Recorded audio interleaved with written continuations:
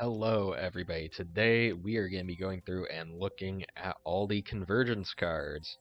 So, Convergence has a lot of miscellaneous stuff going on, but their biggest theme is mana manipulation. They have a little bit of spell power and Trinity stuff as well. In fact, they actually have the most Trinity cards, but I think their biggest theme is mana manipulation. So let's get right into this. The first Convergence card is Amalgam. Amalgam's a very good card because if we just look at the damage, obviously it's no good, but it's everything that the card does on top of that that really pushes it over the edge. So for 2 mana, we're hitting the dude for 10 damage. We're applying Frost, Fragile, 40 Poison, Root, and Flame. The Root lasts for 1 second, so even without any synergies that play off of this, we're already doing 10 damage plus 70, I believe, from the poison, so that's 80. And then we're rooting him for a second, so he's guaranteed to take 20 damage from the flame, so it's already doing 100 damage before we even take anything else into account. And it's still applying Fragile. So just by itself, without any synergies, this is a good card, because odds are you're going to get probably 110, 120 damage before you take the Fragile into account, and that's already a decent rate for 2 mana. If you are in a situation where you have synergies that care about Amalgam stuff, and odds are you do, because it has so many things that synergies can play off of. There are Frost synergies, Poison synergies, Flame synergies, all that stuff. Then the card becomes even better. Amalgam is a very interesting card because it's kind of deck agnostic, but not for the same reason a card like Thunder is deck agnostic. Amalgam is deck agnostic because no matter what deck you're in, it's probably gonna synergize with whatever you're doing. And in the rare case it doesn't, odds are it's good enough by itself anyway. So Amalgam's a very good card. I take it all the time. There aren't that many cards I take over it, and I usually snap pick this whenever I see it. So this one is definitely well above average, and it's a very strong card. Take it often and it'll do good work for you. Next up we got Boomerang. So for 3 mana we're throwing a Boomerang out that does 50 damage, roots a dude for 2 seconds, and restores 2 mana. If it's hitting on the way there, odds are it's gonna hit for 100 damage total and root the guy for 3 seconds. And it's going to restore 4 mana, which is more than the 3 mana you invested in this. This one's kind of a deck agnostic card as well. No matter where you put Boomerang, it's gonna pull weight. It's not as good as a card like Amalgam because it doesn't really play off any synergies. However, Boomerang is good enough by itself because it gives a lot of desirable effects. The 100 damage for 3 mana isn't great, but it's refunding more mana than you're spending on it, which is very good, and it's rooting the dude for probably 2 to 3 seconds total, depending on which column they're standing in. So I definitely like this card quite a bit. However, it's one I'll take most of the time, but there are a lot of situations where it'll show up next to a card I would rather have. So yeah, I think Boomerang is a very solid pickup. You can fit it into any deck and it'll do good work for you. Next up we got Charge Ring. While in a cast slot, restores 0.6 mana regen. So in general, I don't like most rings because they cut you out of 2 card combos. The thing with stuff you have to keep in cast slots or stuff that involves a 2 card combo is that if you have more than one of that type of thing in the deck, it gets in the way of all the other stuff you want to do that with. Charge Ring is giving you 0.6 mana regen, which is quite a bit. That's like 6 mana veins, which is a pretty strong rate. There's definitely good things you can do with Charge Ring. For example, you can use it to cheese the game with Riva by stacking mana regen, but I don't like to do that because I think it's kind of a lame strategy. But by itself, outside of specific circumstances, Charge Ring is kind of because when you take Charge Ring, suddenly you're making cards like Switch Bait much, much worse, or any other 2-card combos you're looking to do much, much worse. It is one of the better rings in my opinion because 0.6 mana regen is a lot. So if you're really struggling on mana regen, this is a decent pickup. If you have a specific reason you're taking this, it's a good pickup. However, outside of those situations, if you're fine on mana regen, I would not take Charge Ring because the opportunity cost of giving up the casting slots is just far too much. So I think it's an okay card.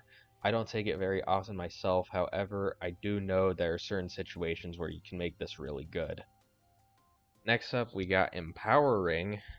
So, Empowering is another ring. This one gives 5 spell power. I think this one is a lot more situational than Charge Ring is because it requires 2-card combos in addition to clogging up your spell slots. So what do I mean by that? The only time Empower Ring's really good is if you're comboing it with like miniguns or super miniguns or sunshines, then it's a decent card. However, outside of that, it's kind of disappointing, honestly. Sacrificing a whole spell slot for just 5 spell power roughly half the time is a big ask, and usually I don't think it's worth it. There are better ways to get spell power that don't clog your deck up. So generally, I would stay away from this one unless you've reached a really good critical mass of cards like Sunshine and Minigun and Blue Bullets and other things that work really well with spell power. Then you can go ahead and take this, but otherwise, I think the spell slot that's clogging just isn't worth it. Next up, we got Focus. So Focus is kind of a card that's only really good if you have enough stuff that cares about spell power. This isn't a card you can just stick in any deck, and it's not one I recommend speculating it on because when it doesn't work out, it's just a bad card. However, that being said, it's good in the same situations as Empowering, except it doesn't clog your spell slots, which is a big deal. I think Focus is quite a bit better than Empowering for those purposes, and you can take it in situations where you might kind of question taking a Empowering. So take this one when you already have good spell power payoffs. Otherwise, don't bother with it because I don't think it's good enough to speculate on a pick. Next up, we got Hired Gun. This one starts in the Shopkeeper starting loadout. So, Hired Gun, if we just look at damage rate, this is a really strong damage rate. It's the same efficiency as Thunder, however, it's a projectile, so it's a bit easier to hit. It fires a shot, so you lose too many when you cast it, and if it kills an enemy, note that has to be an enemy. It cannot be a structure in most cases, however, it can be a hostage, which I find kind of strange. So against stuff like rocks, this doesn't work. Against crystals, this doesn't work. I think it works against chests, though. So in the early game, this is really good damage rate. However, losing 2 money off of it to gain 4 when it kills something is kind of a double-edged sword, right? The card's good in the early game and okay in the mid game because you often can pretty easily use it to finish off enemies. However, it's pretty bad in boss fights, and generally it's one that I don't like to take past stage 2. Taking it past stage 2 just feels really bad. Even though the damage rate is pretty decent, it doesn't scale with anything, and you're mostly just using this to try to farm up money. Usually I don't take this in a run where I haven't started with it, i.e. I'm playing Shopkeeper, because it generally just won't show up early enough to matter. So This is one I would take if I see it very, very early, and then I would look to get rid of it after stage 2 at some point. I would start looking to get out of the deck. Whenever I play Shopkeeper with this, usually I end up removing this just before the stage 2 boss because it's terrible on boss fights.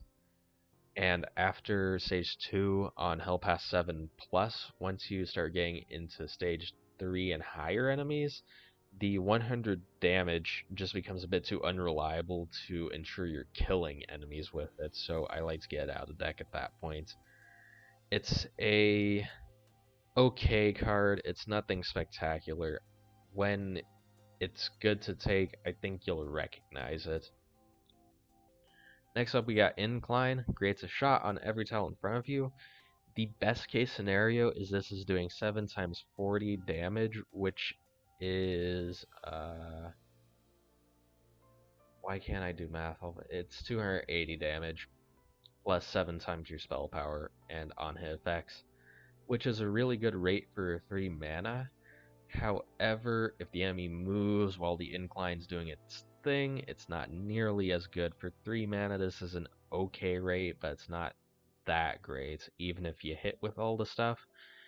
Usually, you'll be looking at getting about 120 to 160 damage out of this, which is not a very great rate for 3 mana. It scales decently with spell power and on-hit stuff, but not that well. I think this is just a generally average card, maybe slightly below average. I never really pick it up unless I have a very good reason to. The only time I really use this is on Violet's area loadout because she starts with it. But generally, I think it's a little bit mediocre. The damage numbers just aren't quite there. It's a bit too finicky to use. It's almost good. It's almost good, but it doesn't quite get over that threshold. So I don't care for it. I know some people like this card more than me, but generally this is one I tend to avoid. Next up, we got Innervate. So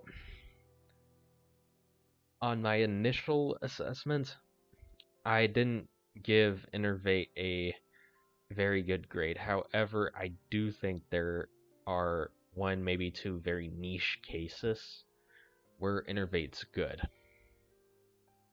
So, Innervate is normally terrible. If you're just using this in your bog standard build, Innervate does pretty much nothing. The extra max mana doesn't really scale with a whole lot, and if you're using Innervate to cast a spell in your deck that you don't have enough mana to cast it otherwise, then you probably shouldn't have took that spell in the first place, and Innervate is not a good solution. So in the majority of cases, Innervate is a terrible card and you should avoid it. Even with blue bullets, it's not good enough because you can just take focus instead, and focus is much better, and you don't need to worry about adding jam to your deck or having full mana when you cast the blue bullets. You just have the spell power.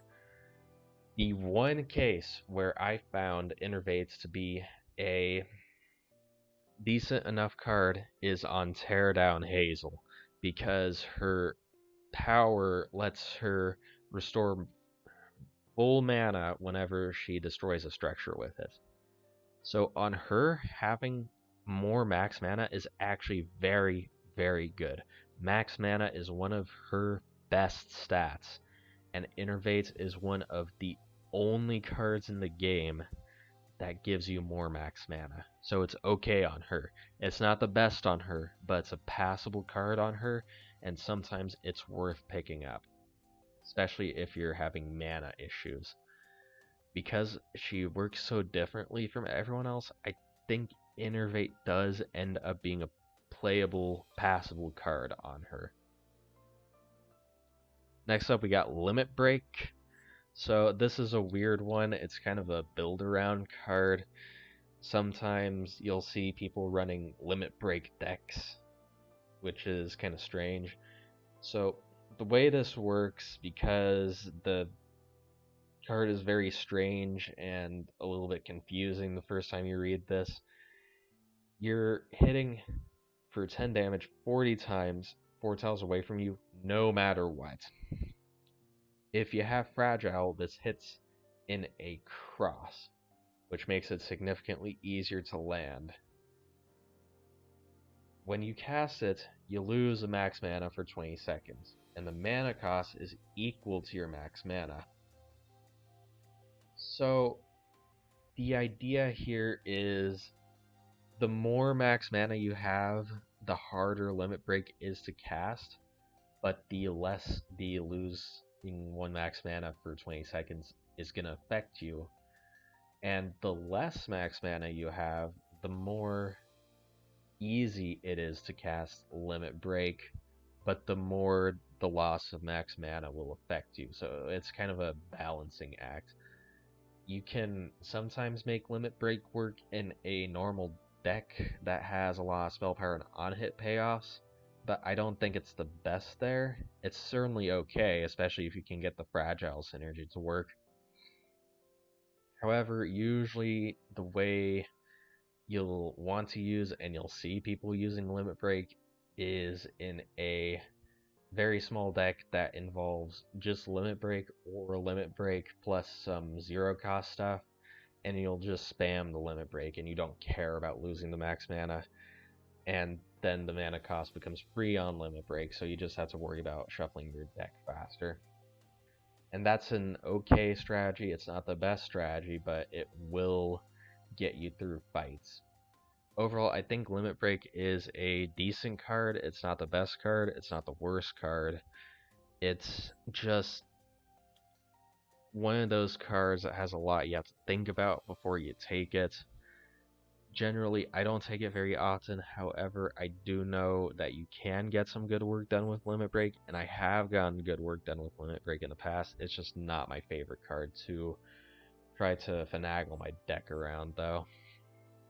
Next up, we got Mana Fusion. It seems like a lot of people just don't like this card, and I don't understand why. So, Mana Fusion costs 2 mana and it gives you 5 mana. So you're getting a net gain of 3 mana if you have at least 5 max mana.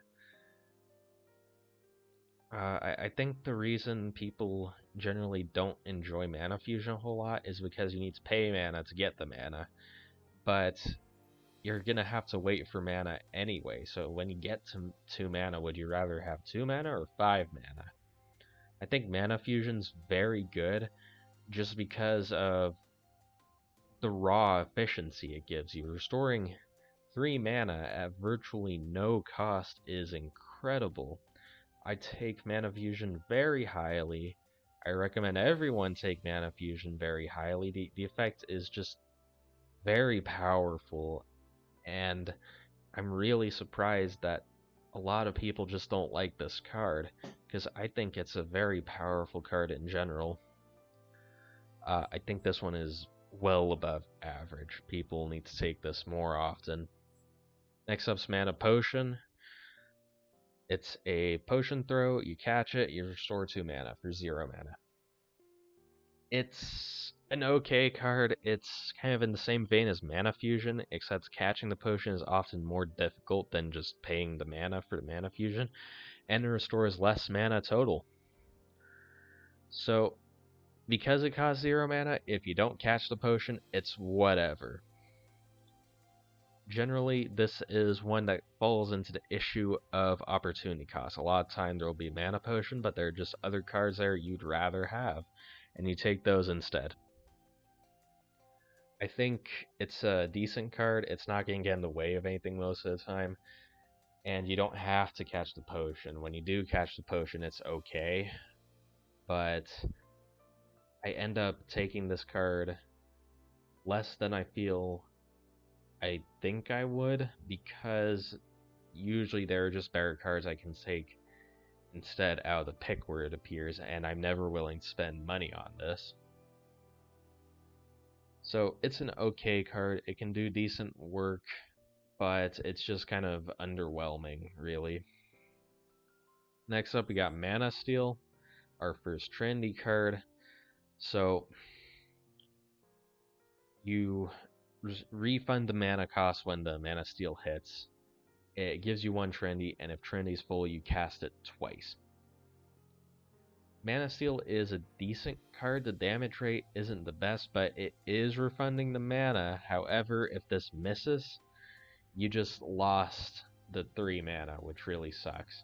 You can say the same for other similar cards that fire projectiles, but it really kind of sucks for Mana Steal because you're not doing that much damage with Mana Steal in the first place.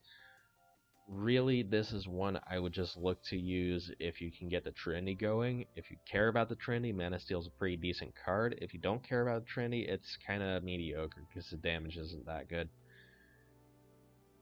So, overall, this is one that I really only take if I have a vetted interest in going for a Trinity package in my deck. Otherwise, I tend not to take it either because I don't think it's going to be that useful, or once again, there are just better cards in the same pick I could have instead that make more sense in my deck. Next up, we got Meditate. The clear comparison is with Mana Potion. I think Meditate's quite a bit better than Mana Potion, honestly, because the 0.5 second anchor is usually nothing. Anchors for 0.5 seconds are very small. They tend to not really cause that much of an issue. Just be conscious of when you're casting it and be sure that you're not going to have to dodge something right as you're casting it, and you should be fine.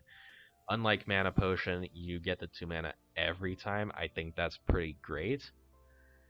And it also gives you Trinity, which is just icing. I think this is a card that I will take very often. I take this card quite a bit more often than I take Mana Potion. If I'm not in a Trinity deck, I'll take it, and it'll give me a little bit of a reason to maybe pick up some Trinity stuff in the future because of the Trinity gives. And if I am in a Trinity deck, this is a very high pick because it's just giving you so much value, and all you have to do is root for 0.5 seconds, which isn't that big of a deal. Other root cards that root you for like 1 second or even 2 seconds are a big deal. However, 0.5 seconds isn't that bad. So I like this card quite a bit. Take it quite often, and it usually really does great work for me. Next up, we got Ping. This one's kind of a meme card. It's meant to be used in the Riva beat strategy, which is a meme strategy in the first place. I don't think the card's that great.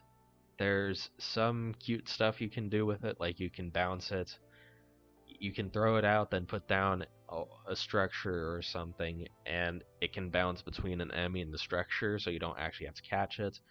Or you can use it on an enemy who's exactly one tile in front of you, and it'll bounce between the two of you really fast, and that can do a lot of damage.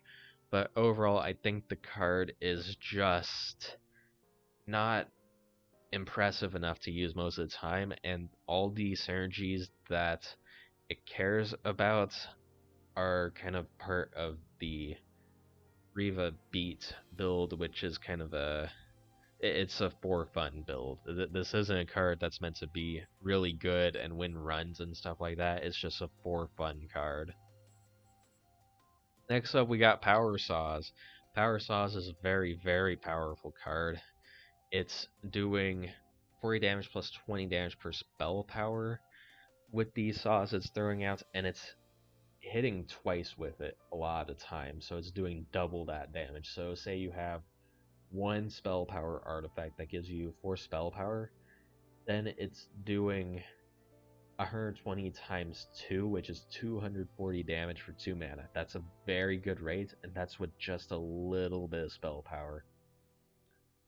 So I think Power Saws is strong enough to take even if you don't have spell power, and then start really prioritizing anything that's giving you spell power to start taking your double edges and other stuff similar to that, as well as taking focus. and power saws will really, really do good work. The other thing to note here is that power saws does work with switch bait.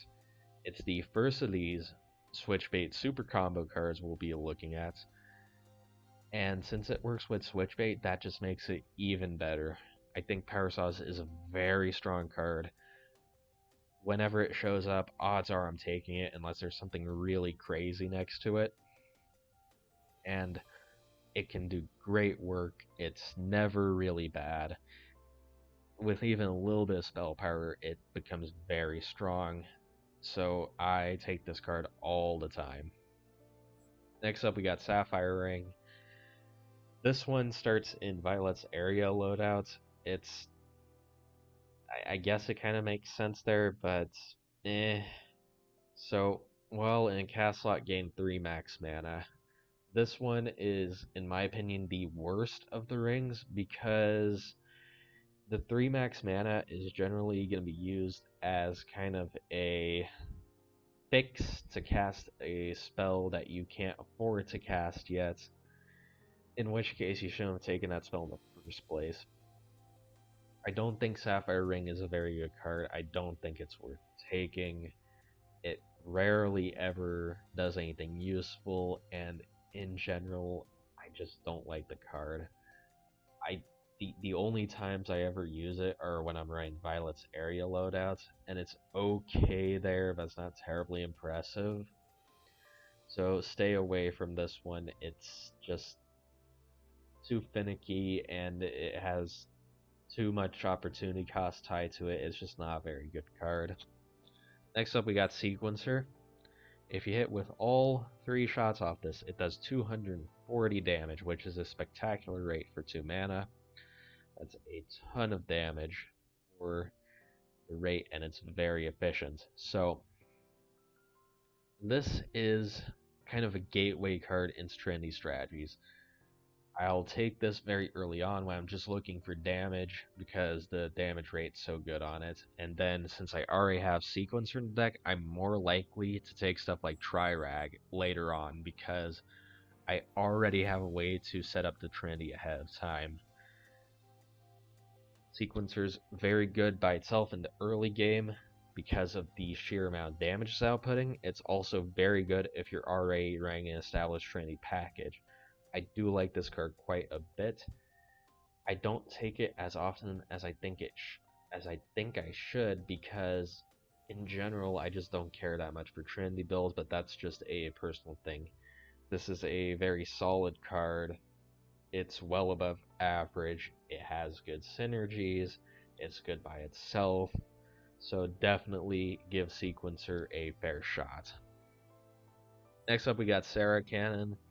I think Sarah Cannon falls into a category of cards that are too powerful and probably need some kind of nerf because this thing is just unfair. It's easily in the running for most powerful card in the game. If you're running Shopkeeper or Execute Shiso, this just wins the run by itself when you pick it up.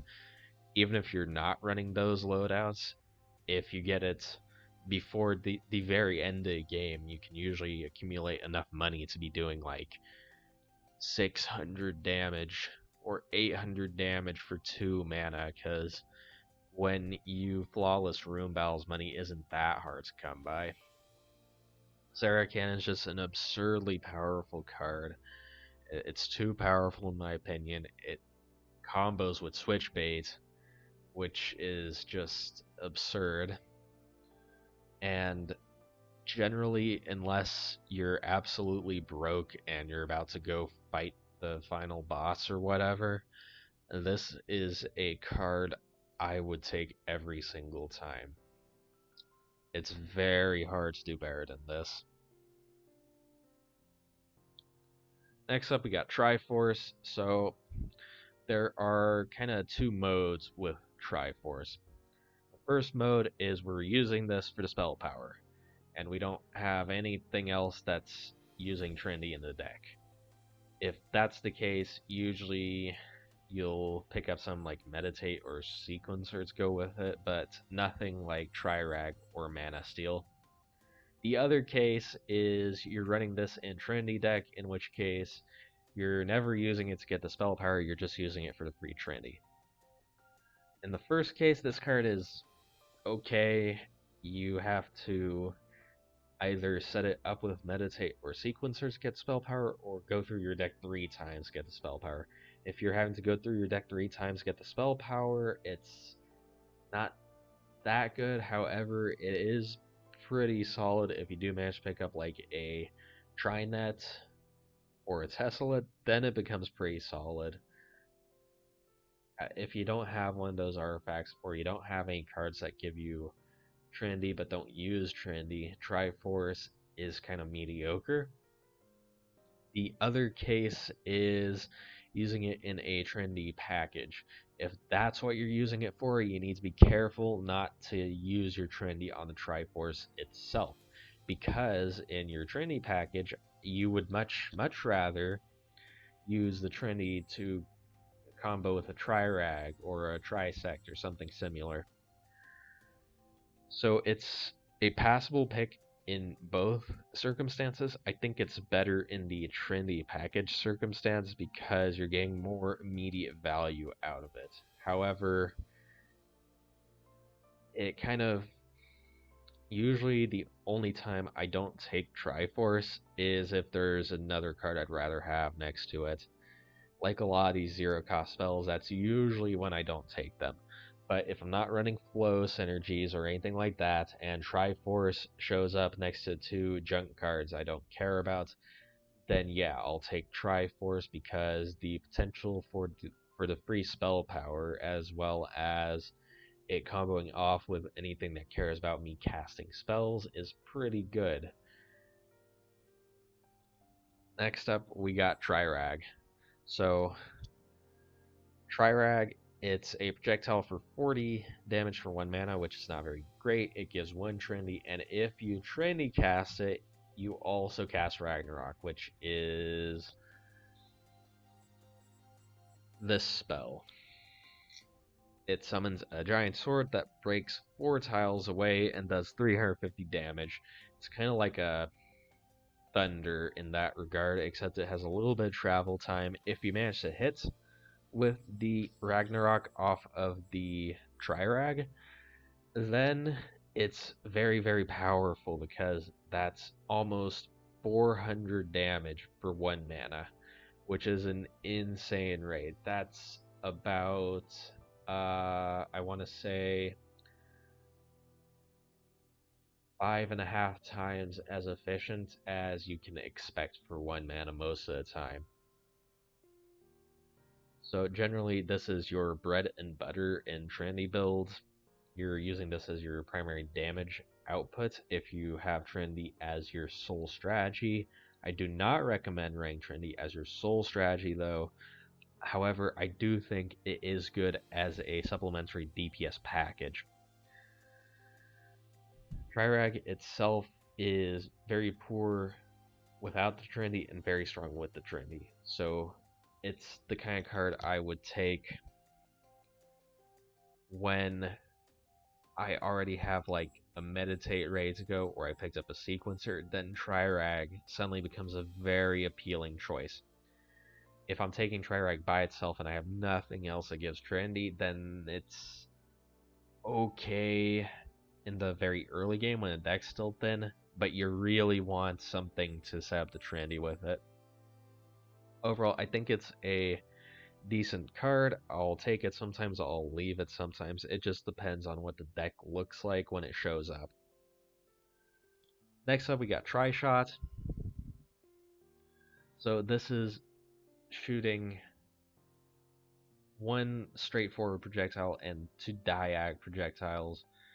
Well, 2 projectiles diagonally, they don't bounce like a diag beam would. And it gives you 1 Trinity. If it's Trinity cast, you cast it 3 times. So if you're only hitting with 1 direction projectile with this, it's not very good, because then you're essentially just doing 60 damage without Trinity cast and 180 damage with Trinity cast, which is a very mediocre rate for 3 mana. 60 for 3 is a terrible rate. 180 for 3 is mediocre. So the only time this card's very good is if you manage to melee people with it, so that you can hit them with all the projectiles. Then it's good, but that's really hard to pull off. There are some combos you can do with this, like you can use this in conjunction with pull to get enemies right up in your face, and then Tryshots them with the Trinity cast, and if you have stoplight as well, they're rooted while you're doing this, so they're gonna be forced to take all the damage, and that's okay, but stuff like that's just a bit too much work to make Tryshot good. In general, I think Tryshots no good in a non-Trinity build. It's also no good in a Trinity build because it's too hard to make it good either way. So it's one that I normally stay away from. The damage efficiency is just no good. The math kills it, and it would have to do more damage for me to consider it any better. Finally, we have the last Convergence card, Whirl. This one starts in Saffron's Chrono loadout, and I think it's best that it stays there. So Whirl hits for 30 damage 6 times, 3 tiles in front of you. If you're hitting with all of the shots, it's doing 108 damage over the course of about 1 second, and it's anchoring you for this time. 1 second is a duration where the anchor starts to become a little bit problematic because it becomes a lot more likely you're going to get hit in a 1 second time span anchored than you are in a 0.5 second time span anchored. Additionally, this can't hit the back row, which sucks. And generally, it's the kind of card where you're not going to hit with all the damage most of the time. If you do hit with all the damage, 180 damage for 2 mana is a bit above rate. Usually you expect about 120 to 140 damage for 2 mana on this kind of effect. So this is definitely above rate, but usually you're not going to hit with all that. And it's anchoring you, and you can't hit every enemy tile with it. So there's a lot working against it. This is one that I never really take during a run. The only time I really use it is when I'm playing Chrono Saffron, and in that deck, it tends to be one of the cards that gets removed first from the deck. I don't care for Whirl. The numbers are here, but there's just too much going against it. So that concludes my review on all the Convergence cards. Next time we'll be looking at the Double Lift cards. For Convergence overall, there are a lot of interesting miscellaneous effects here. There are some dud cards, there are also some really super broken cards. But overall, I like Convergence quite a bit. They have a lot of interesting effects and build around stuff that you can do some pretty cool things with. So that wraps that up. I'll see you guys next time when we go through the double lift cards.